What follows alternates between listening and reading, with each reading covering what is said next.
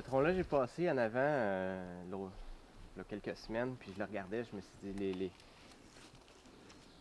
la mousse qui a pogné dedans, les insectes, les champignons qui ont fait de leur chemin, je me suis dit, ça doit être intéressant de couper ça là-dedans, puis de trouver les couleurs qui ressortent de ce bois-là. Je me suis dit, ben, il y a façon de développer des couleurs de façon naturelle, sans être obligé d'utiliser des teintures. Donc ça m'a comme inspiré, en fait, à utiliser les couleurs qui se développent naturellement dans le bois. Fait que je travaille là-dessus, là. Les ormes. Les ormes ont été atteints d'une maladie. En fait, c'est un insecte qui propage une maladie. Juste pour les ormes, c'est bien rare qu'on les voit venir un peu plus gros que ça parce que ils meurent. Ils meurent, c'est pas si long que ça, donc ils ont une espérance de vie entre 5 à 30 ans peut-être. Puis pourtant, ces arbres-là ils venaient des très très très très très gros arbres. Des arbres des fois qui se font déraciner. 9 ans. Je veux dire, on se promène en forêt, mais c'est une forêt jeune quand même, mais pas si dense que ça. Le vent rentre bien dans la forêt. Ce qui des fois va déraciner des arbres en fait, ça va les faire tomber. Il y en a une couple qui sont tombés comme ça. Je les récupère, je veux dire, tant qu'à les laisser pourrir dans la forêt, ce qui n'est pas une mauvaise chose non plus, mais si je peux faire quelque chose avec, d'utile, on le fait.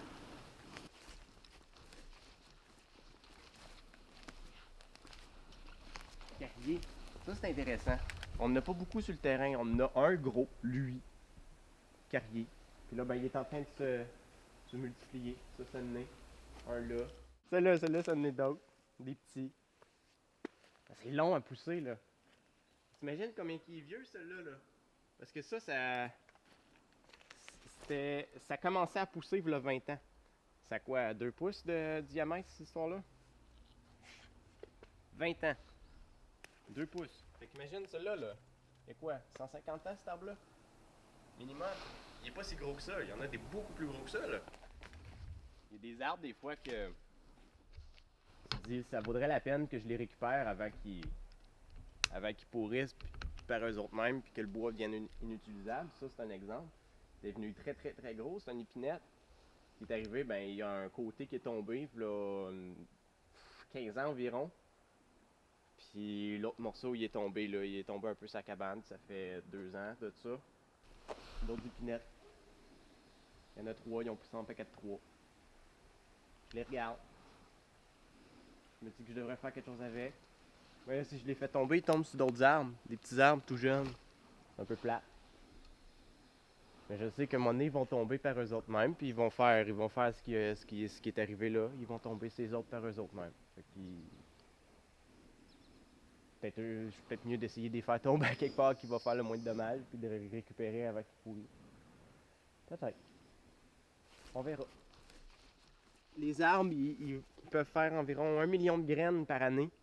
Puis les chances qu'il y en ait qui poussent sont très minces parce que souvent dans une forêt, on parle d'une forêt, une vieille forêt, une forêt dense.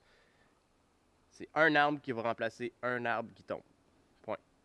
Puis, il va y en avoir des petites pousses qui vont pousser pendant longtemps. Ils peuvent attendre encore 50 ans à devenir à peu près là, gros comme celui de tantôt, là. Tout petit.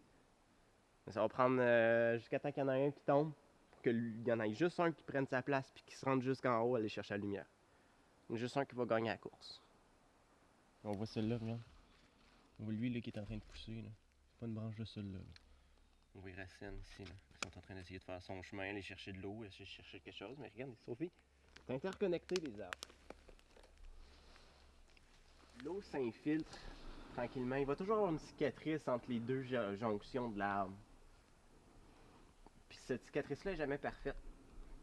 Elle n'est pas étanche. Fait que l'eau, elle coule tout le long du tronc. Elle rentre là-dedans. Elle vient s'infiltrer à l'intérieur dans le bois ici. Puis ça vient tranquillement, ça pourrit en dedans. Là. Le bois est en train de pourrir en dedans ici. On le voit pas parce que pourtant l'arbre il a l'air bien en santé, on le voit pas. C'est pas venteux aujourd'hui, là, mais si c'était venteux, on l'entendrait craquer. Une fois l'arbre il bouge un peu, là, tu l'entends.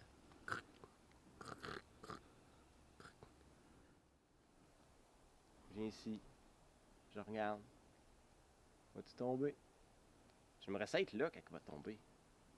Voir le spectacle que ça fait, un gros arbre comme ça qui tombe. Ce serait magique.